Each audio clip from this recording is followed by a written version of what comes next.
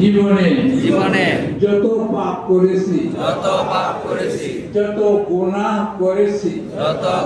করেছি, সগীরা কবিরা, কবিরা ইচ্ছায় অনিচ্ছায়, প্রকাশ্যে গোপনে, জেনে না জেনে, অন্ধকারে আলোতে, হে রব্বুল আলামিন, তুমি আমার জীবনের সব গুনাহ ক্ষমা করে দাও। আমি তোমার পবিত্র ঘরে তওবা ইস্তিগফার করলাম। ইয়া আল্লাহ, আমি আর গুনাহ করব না। শয়তানের ধোঁকায় যদি গুনাহ হয়ে যায়, আল্লাহ তুমি ক্ষমা করে দিও। তওবা নসিব করি। লা ইলাহা ইল্লাল্লাহু মুহাম্মাদুর রাসূলুল্লাহ। আল্লাহ ছাড়া কোনো মাবুদ নাই। মুহাম্মদ সাল্লাল্লাহু আলাইহি ওয়াসাল্লাম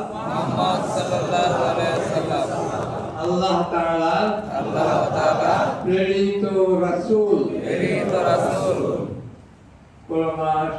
কলমা তৈয়বাটা পড়লাম।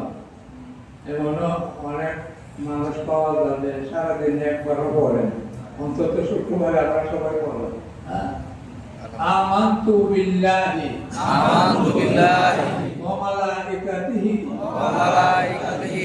ওয়া কুতুবিহি ওয়া রুসুলিহি ওয়াল ইয়াউমিল আখিরি ওয়াল কদরি খাইরিহি ওয়া শাররিহি মিনাল্লাহি তাআলা ওয়াল বা'সি বা'দাল মাউত।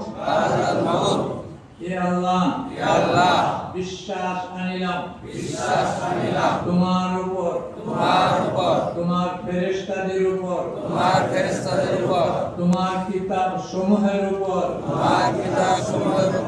তোমার রাসূলগণের উপর,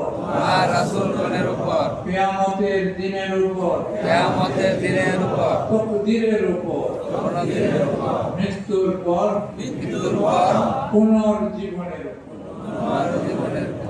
এই বিষয়গুলি তো আছে আমাদের। এটাই হলো ইমানে মুফাসসাল। এটা লা ইলাহা ইল্লাল্লাহ বললেই হবে না যখন এই বিশ্বাসগুলি না থাকে। একটাও যদি অবিশ্বাস থাকে বা দুর্বলতা থাকে, তার ঈমান থাকবে না। আল্লাহ তাআলা আমাদের সবাইকে সহিহ ঈমান নসিব করুন। আমিন। তাদের সুন্নত বাকি আছে তাদের